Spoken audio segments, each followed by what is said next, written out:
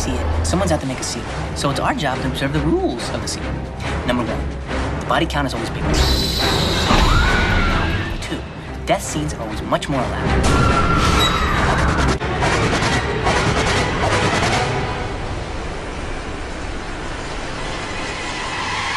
Scream 2 came out in the year 1997 and was once again directed by Wes Craven while being written by Kevin Williamson. This film would hit theaters a little under a year after the original Scream film had hit theaters, and that kind of turnaround for a sequel is almost unheard of. But this movie had several factors working for it, getting it fast-tracked into theaters less than a year after the original had come out. One of those factors was Kevin Williamson, the writer for the first film, had started writing the second script right after he finished writing the script for the first film. Another big factor is when the original Scream movie went to test audiences before it hit theaters in December of '96. Well, they tested through the roof, and the production company actually gave a bigger budget of $24 million to the second film automatically. They knew they wanted another Scream film. And the third and biggest reason that we got a fast-track sequel was because the original film was made for a budget of $14 million, but made $173 million worldwide. And with that kind of turnaround, you're definitely gonna get at least one sequel, and so we were given Scream 2 less than a year after the original one came out. But that said, was this fast-track project too rushed? Did it live up to the hype of the first film? Well, let's do the review for Scream 2. Here we go. That is one big pile of shit. No, I shot him. Bullets in the fall killed him. So Scream 2 opens up in a movie theater this time around because the events of the original Scream film have been turned into a movie in this universe, and this movie is called Stab. And yes, I have the poster for Stab right there. It's probably my favorite poster that I have in my movie theater room. But that said, the movie opens up with Jada Pinkett Smith and Omar Epps, two young people going to see the new Stab movie. And of course, once they get to this theater, well, they are brutally executed in front of a live audience. That's right, the Ghostface Killer is back, but this time he's obsessed with sequels and he's obsessed with being in the spotlight. This Ghostface Killer wants everybody to know that Ghostface is back and Ghostface is out for blood. And that of course brings us to our main story of this film and bringing back several characters from the first movie, the ones that survived the events of that first film. The first character of course being Sidney Prescott, once again played by Neve Campbell. The movie also brings back the movie lover of the group, and that of course would be Randy Meeks, once again played by Jamie Kennedy. And the other two returning cast members for this film would be Courtney Cox, once again playing Gail Weathers, the reporter that's always looking for a scoop. And then we've got Deputy Dewey, played once again by David Arquette, just trying to keep the people that he loves and he holds dear to him safe from this new Ghostface Killer. But the story is no longer set at Woodsboro High School because both Sidney and Randy have graduated from high school at this point, and they've both moved on to college. They're both now attending Windsor College, and so with a brand new setting for our surviving characters of the first film, we now have new faces, new friends, maybe even some new ghost faces surrounding our characters. And filling out those new faces that are surrounding this crew, the first one we have to talk about is Laurie Metcalf, playing the character of Debbie Salt. She's an absolutely annoying reporter who somehow finds a way to get under Gail Weathers' skin. Gail Weathers, of course, is a character that finds a way to get under everyone else's skin, so this is a reporter that's taken it to the next level. And now that Sydney's moved on to college and trying to move on with her life, she now has a new boyfriend in this film. His name is Derek, and he's played by Jerry O'Connell. And Derek's best friend is named Mickey, played by Timothy Oliphant. And the last person to talk about here is Sarah Michelle Gellar, playing the role of Cece Cooper, a college girl that's close with Sydney, so of course that puts her in Ghostface's crosshairs. So I've already given you guys a bit of the synopsis, but to cap things off now, you now have Sydney on the campus with a new group of friends surrounding her, and once again we have a whodunit mystery on our hands because just like the characters in the movie, the viewer has no idea who the Ghostface Killer is. It could be someone that's close to Sydney on campus, it could be a survivor from the previous film, or it even could be Cotton Weary, who has now been let out of jail because it's been revealed that he had nothing to do with Sydney's mother dying, and he keeps showing up on campus trying to get to Sydney? Does he have sinister motives? What's going on here? And so once again, we have a whodunit mystery for the characters in the film and for the viewer at home. And that's the best synopsis that I can give you for Scream 2. If that sounds like a fun time and you've never watched this film, well then I would definitely recommend that you check it out because it's got a lot of fun twists and turns. And again, that whodunit reveal at the end is a twist in and of itself. With that said, I am going to get into my positives and negatives for Scream 2 here in a second, but before I do that, if this is the first time you found my channel, well, I would love for you guys to hit that subscribe button, check out all the different content that I have, whether you like movie reviews, Blu-ray talk, or even ranked list videos. I've got a little bit of everything on my channel, and I'd love for you guys to check it out. All right, let's get into my positives and my negatives for Scream 2. Hello?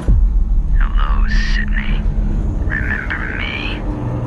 What do you want? I want you. It's showtime. My first positive for this movie is how they committed to creating a film out of the first movie in this Scream universe called Stab. And I love the cast that's in that movie as well, because Tori Spelling shows up as Sidney Prescott, Luke Wilson shows up as Billy Loomis, and Heather Graham plays Casey from the beginning of the first Scream film. And I just love that they were able to create a film within a film, but they also used the Stab movie to sort of recap you, the viewer, during Scream 2, so they don't have to show any flashbacks. They don't really have to have the characters talk about it too much. They can just show you scenes from the Stab movie and you'll be like, oh, that's cool that they redid those events. And oh yeah, those are the events that happened in Scream 1. So it was a kind of a cool way to recap Scream 1 without really recapping it in Scream 2. My next positive is once again having one of my favorite characters, Randy, explain the rules to a sequel, especially a horror sequel in this film. Of course, in the first movie, he was the movie guy. He was the guy I feel like I identified the most with in that film, telling his friends the rules for horror movies and them, of course, blatantly ignoring those rules. He was basically you, the viewer, in that film. And what I like what they do with Randy in this movie is they have him lay out the sequel rules, how the rules can change a bit when you go into a sequel, and also love the setting. They make it a college class, a class about sequel films. Another way the movie is cleverly able to get you information without just telling you straightforward. And if we're talking about Randy, we have to get into my next positive, which does pain me a little bit, and we have to talk about the death scenes in this movie,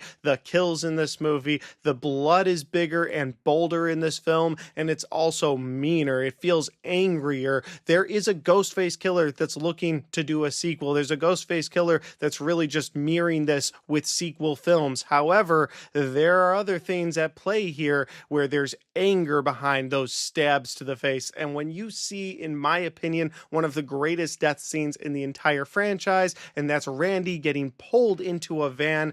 First of all, it's a great jump scare, but then he gets stabbed to death and you see that pool of blood start to seep out from that van. I remember being little, maybe 11 or 12 years old, and that movie was on TV, and Ghostface grabs Randy, pulls him into the van, and stabs him to death, and seeing that blood, and it absolutely terrified me, and I loved that death scene. So it's one of, if not my favorite death scene in the entire franchise, and the death scenes in this movie, they look bloodier, and they feel angrier. And my final positive of this movie is going to be some great moments of tension between the Ghostface killer and the victims of Ghostface this time around. And there's three moments in particular I want to cover in this video. The first one is between the character of Cece Cooper, that's played by Sarah Michelle Gellar, while she's home alone at the sorority house. She picks up the phone, she thinks it's her boyfriend. It's not her boyfriend, it's Ghostface on the other line, and he is just toying with her. And it's great as you watch as Ghostface sort of sneaks into the sorority house behind her, and then he slowly makes his way to her, where he brutally stabs her and throws her off of the balcony of the sorority house. Another great moment is between Ghostface and Gale Weathers, while Gale and Dewey are trying to track down the Ghostface killer through a bunch of videotapes. Well, the Ghostface killer puts on their own videotape, one that the Ghostface killer made while killing Randy, and so they go chase Ghostface, but then immediately they become the ones who are being chased. And it's just this great moment where Dewey and Gale are in this sound studio. They can't hear each other in other rooms, but Ghostface is directly behind Dewey, which leads to a great fake out kill of Dewey. Kinda wish they had committed to killing him, but he's a fan favorite. I get it. I like David Arquette as Dewey, but I wish they had committed to killing him. It would have stuck a little harder had they killed him, but they didn't. It's a fake out kill. He lives to the end of the movie, but that moment has great tension in it between Ghostface and Gale and between Ghostface and Dewey. And the final moment of tension that I want to talk about between the Ghostface killer and one of its victims would be when Sydney and her friend are in the back of a police car. They're being escorted off of campus by a couple of police officers. Ghostface kills those officers and then starts driving the car. After a series of events, Ghostface gets knocked out, and then Sydney and her friend have to crawl through the cage of the police car and then out the window right over the Ghostface killer. That does lead to one of my negatives, so we'll get to my negatives here in a second, but that moment of tension was great. That'll do it for my positives. Now we have to move over to my negatives, and my negatives for this film are more annoyances than anything else. Like, I wasn't annoyed with any of the decisions characters made in that first film. It was very well written, and I think that's where the annoyances come in this film, is that this film was rushed into production. They were still writing the script as the film went into production. They were even still writing the script on some days where they were shooting that moment of the movie. So they were doing all of this on the fly, and it starts to show in certain moments. The first annoyance that I have with this movie is the moment where Sydney and her friend are in the back of that cop car, like we were just talking about in my positives. Yes, it's a great moment of tension, but they just kind of glide over the fact that they completely didn't pull the mask off of the killer when they had the chance. They both barely get out of the car, and the Ghostface killer is still knocked out. At that moment, they could have ripped the mask off and they would have been able to see who the killer was, but instead they run away. And then as they're running away, Sydney's like, oh, wait a minute, light bulb moment, let's pull the mask off. It's like, you should have done that a second ago. And at this point, her friend is correct. They should have done it a second ago. At this point, just leave. But no, that brings them back to the car, and then her friend gets killed. And it's just a cheap way to keep you, the audience, in suspense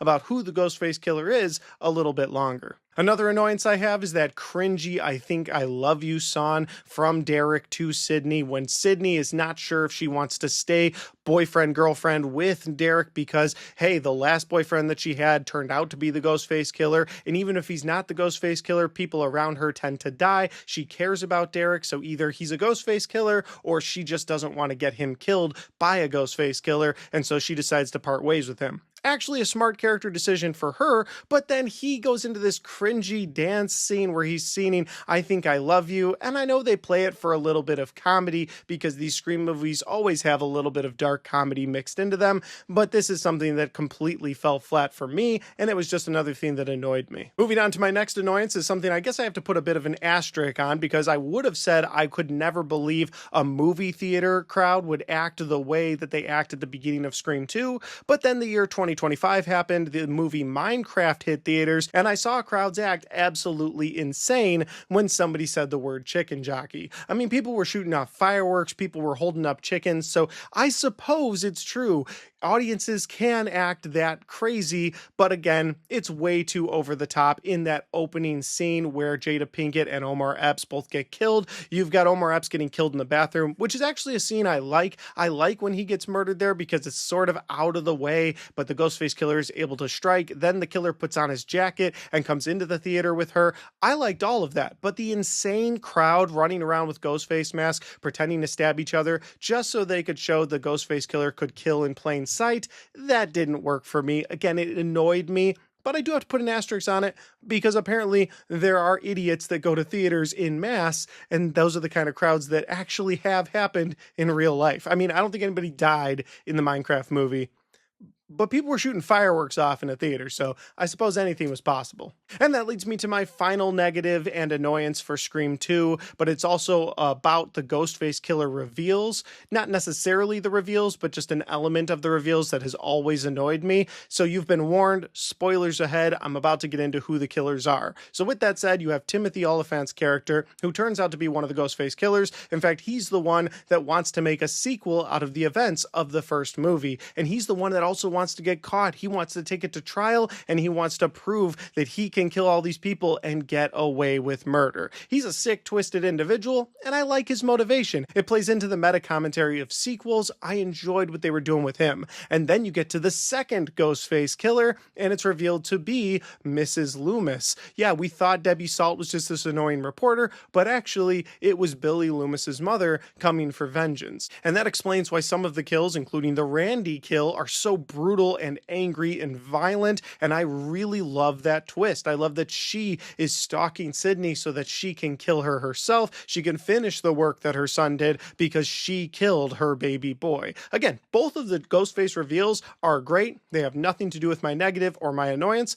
but if you've seen the movie, you probably know what I'm annoyed by, and that's the fact that Mrs. Loomis meets up with Gale Weathers several times. Gale, who has written at least 2 books at this point about the Woodsboro murders and would definitely have known exactly what Mrs. Loomis looks like. And they try to throw that away real quick, where she's like, wait a minute, I wrote stories about you. I didn't know it was you. You were Mrs. Loomis the whole time? And she's like, yeah, weight loss and a makeover. What the hell are you talking about? No, absolutely not. She would have known who Mrs. Loomis was. Even if she lost weight, even if she got a makeover, she absolutely would have known. At some point in the movie, she would have been like, wait a minute, that girl that keeps showing up at the crime scenes before I do looks really familiar. Let me look at one of the books I wrote. Oh, it's Mrs. Loomis. Oh, she's the killer. Like, gotcha, bitch. That would have been the reveal, but they didn't do that at all. They had Gale completely head in the clouds, had no idea that Mrs. Loomis was directly in front of her. So again, it's not the reveals of the Ghostface killers or the motivation of those killers, because I like the reveals and the motivations. It's the annoyance that Gale was literally talking to Mrs. Loomis and absolutely should have known what she looked like and who she was, since she wrote 2 books about the Woodsboro murders. But those are just my annoyances with Scream 2. Overall, I had a great time revisiting Scream 2. I think in some ways Scream 2 does the job that a sequel is supposed to do. It's supposed to take elements from the first film and bring them to the next level. I think it does that with the motivations of the killers in this film, and I think it does it with the kills themselves. I think the story itself does start to drag a bit when you get into Gale and Dewey over and over again in this movie, or the story does seem to get annoying when you've got the things I just talked about. So I think it fails in some elements of doing what a sequel is supposed to do, but I think it really exceeds in other elements. And so for a sequel follow-up to my favorite slasher of all time,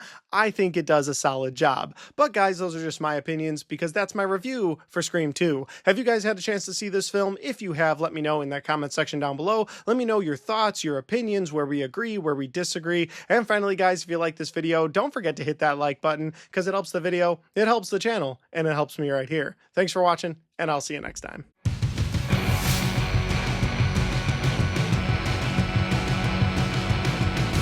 Alright guys, we got to the end of my Scream 2 movie review. I hope you guys enjoyed this video. I had a great time revisiting this film, and of course I'm rewatching and reviewing the entire franchise throughout the month of February 2026, leading up to the release of Scream 7 at the end of the month, where I'll be watching and reviewing that movie, and then putting together a full ranked list of the entire franchise from worst to best, in my opinion. But in the meantime, if you want to check out any of the other content on my channel, well, I've got all of my Scream review franchise right there, and I've got all of my Halloween review franchise right there.